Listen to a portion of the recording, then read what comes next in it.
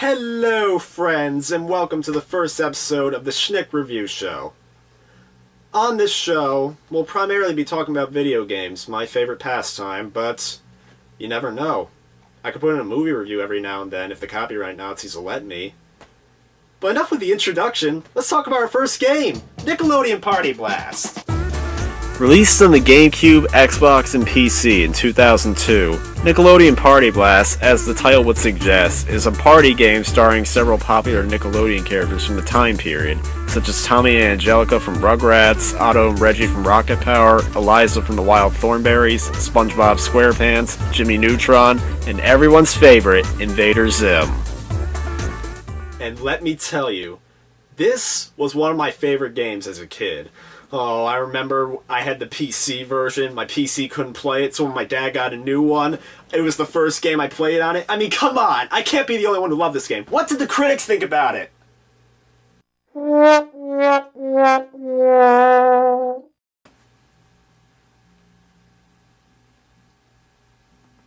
Oh.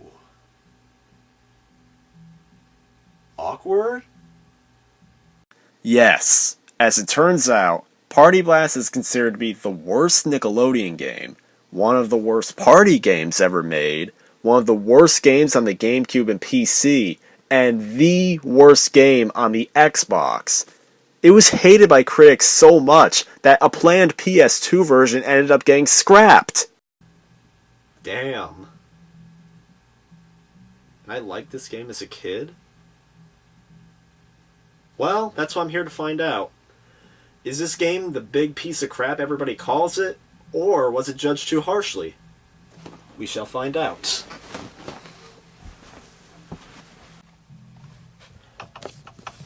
Yeah, we'll be covering the Xbox version, for the sake of convenience.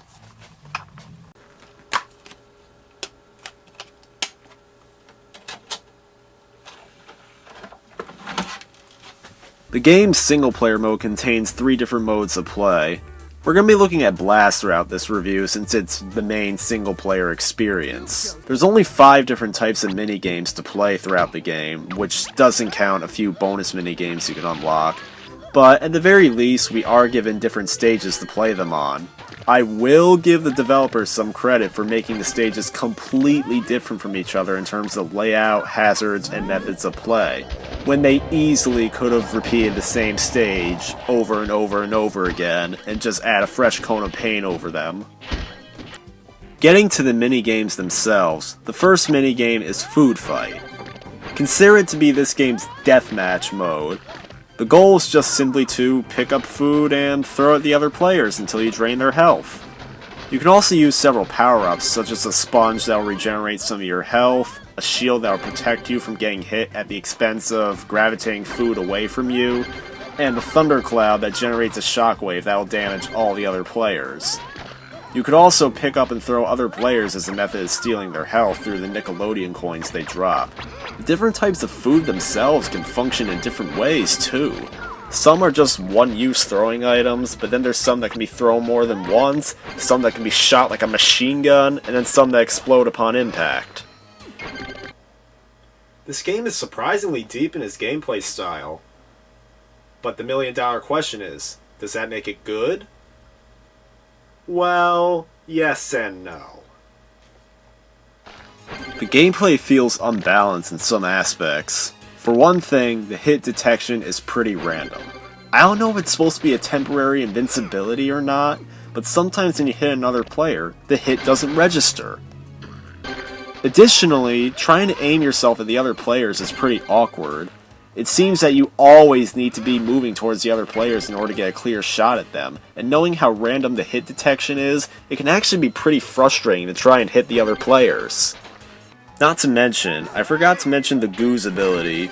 Yeah, throughout every minigame, if you pick up the letters that spell Goose, you gain the ability to spray the iconic Nickelodeon slime all over the place, which is meant to cover the other players in the slime that can slow them down and give you an advantage.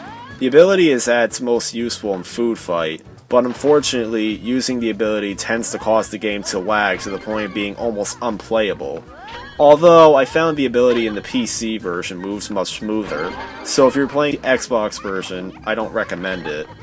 But then again, the other players have the ability to use it too, so it's pretty much unavoidable. Besides, the ability is almost useless outside of Food Fight, so it begs the question why they even include it in all the minigames anyway.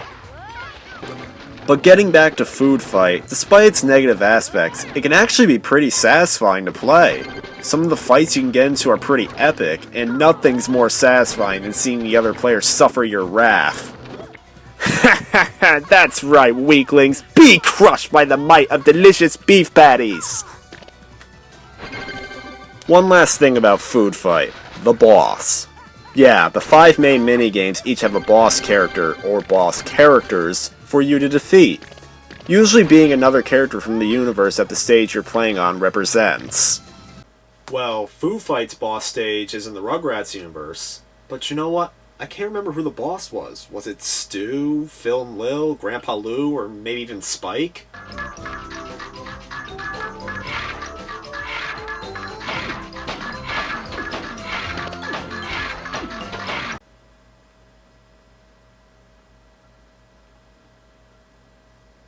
What the hell is that?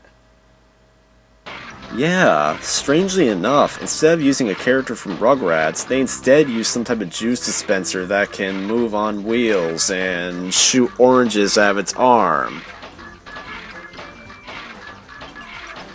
Well, from the stage's icon, I can assume that this is supposed to be one of Stu's inventions, but that doesn't excuse the fact that it has never been seen on the show, at least to my knowledge.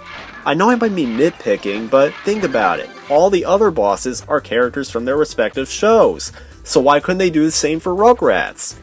Even then, this boss is probably the easiest in the game. It always stays stationary and only turns around to face you. All you have to do is circle it, hit it from behind a few times, run to avoid its oranges, and rinse and repeat. Well, wasn't that a long description? But, in conclusion, Food Fight's got its share of problems, but once you learn how it's done, the game can be, as the game's title suggests, a blast.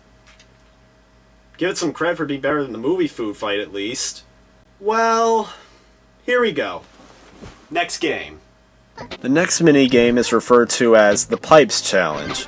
The basic goal is to build a trail of pipes to provide energy to do something, such as launching a rocket or submerging a chicken in goo. Yeah, that's Invader Zim humor for you. While this may sound simple, this is actually the worst of the minigames in my opinion. For one thing, the other players always try to steal your pipes away. This is the whole point of the game, and the game even offers you methods of protecting your pipes, but like the hit detection in Food Fight, the outcome is completely random. You can stand on your pipes to provide a shield to them at the expense of the pipes not functioning, but sometimes it works, sometimes it doesn't. Even when it does, the other players tend to stick around till they have an opening. Additionally, there's a power-up that can protect the pipes and let them do their job, but if you try adding pipes after activating the power-up, it stops working. Even though you can have some fun with the minigame, it's still without a doubt the most frustrating. The stage hazards and the pipe-destroying power-ups that are thrown all over the place can ruin your hard work in a split second.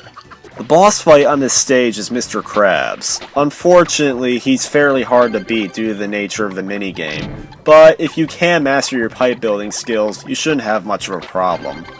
And that's the Pipes minigame. Not good, but not broken either. The next minigame is basketball. Yeah, I know it's called rollerball within the game. Let's face it, you're gonna call it basketball. The only thing that's different from regular basketball is the fact that you're on roller skates. The game expects you to do tricks in order to obtain a multiplier, and then use that multiplier to score extra points from the baskets you make. Sadly, this is one game I might consider to be broken, because all you have to do is keep stealing the ball away and keep making baskets, and there's no real reason to do the tricks. Another reason to consider this minigame somewhat broken is the fact that the AI, it doesn't seem to function properly in this minigame compared to the others. Sometimes they'll play against you like they're LeBron James or something, and then other times they'll just fidget around like they got issues or something. I've even seen instances where they don't even move around at all!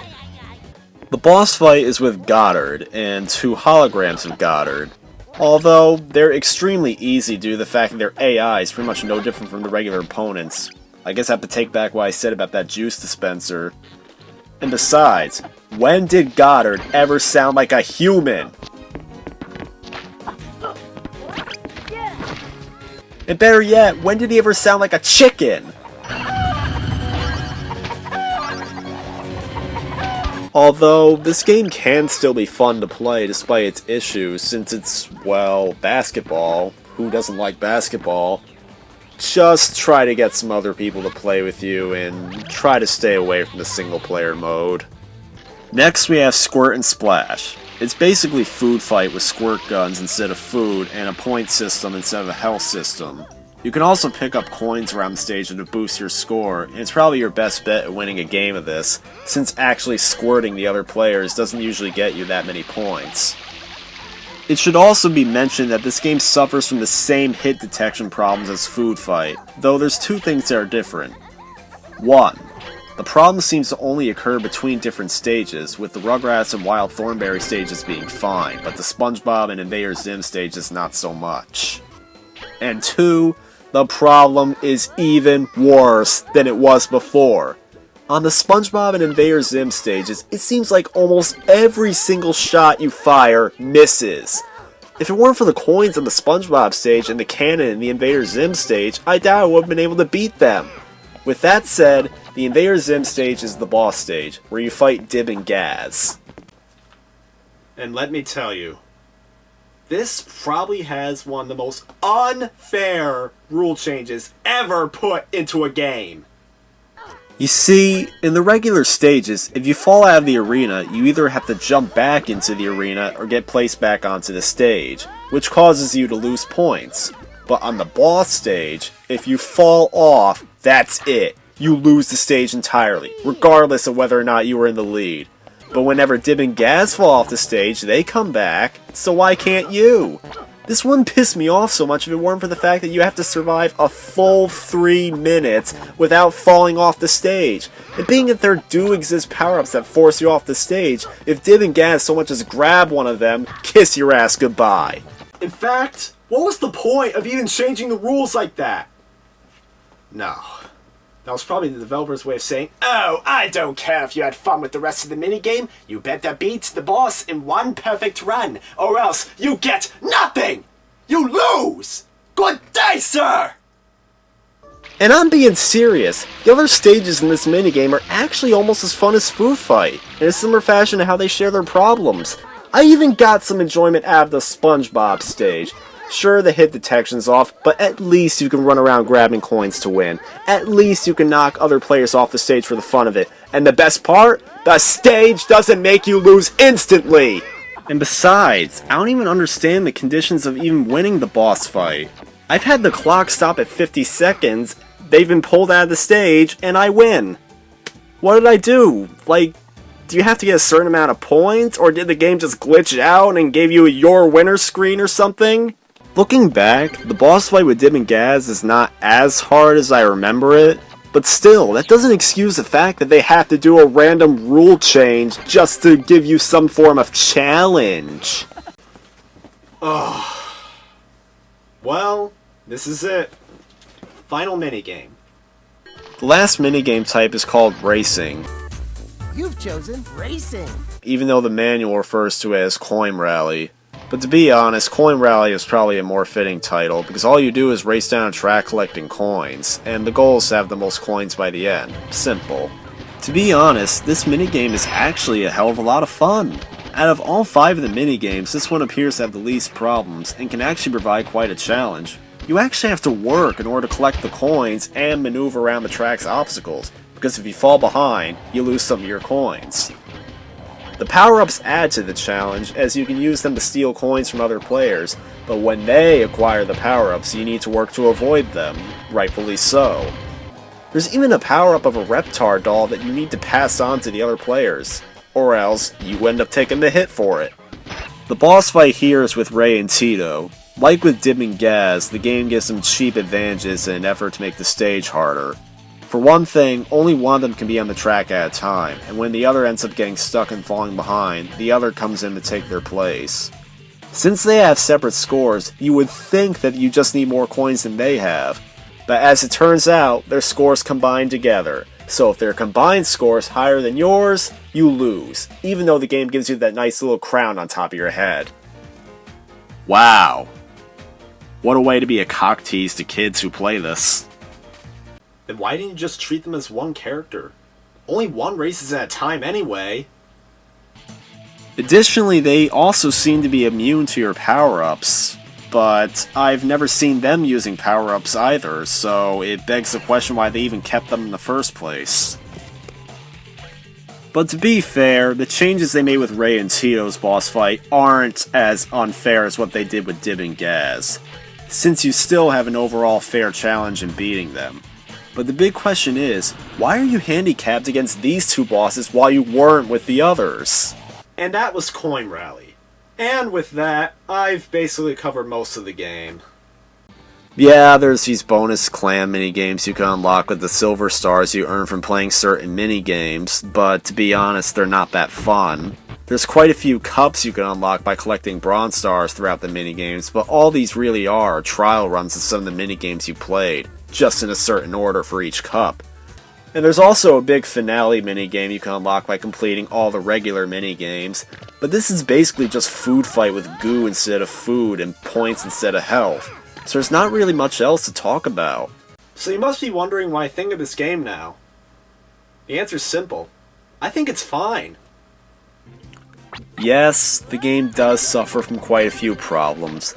The controls can be somewhat unresponsive at times, the AI in some of the minigames is questionable, and there are a ton of inconsistencies in how the game works. But is this really one of the worst games of all time? The answer is no. Despite its problems, Nickelodeon Party Blast can still be a lot of fun. Most of the minigames provide a fair challenge, and if you were able to get some friends to play the game with you, you could have an experience almost equal to that of Mario Party.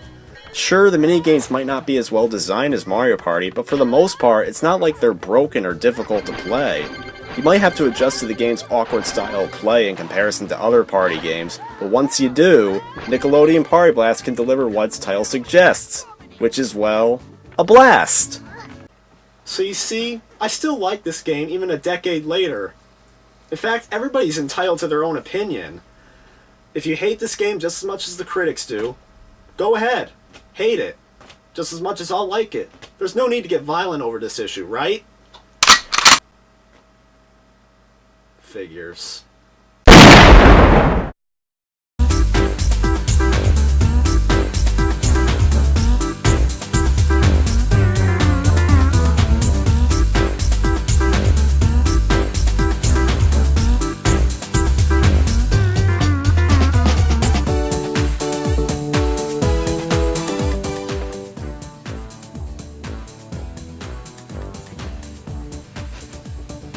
For the record, I'm not dead. In fact, I'm coming back for more!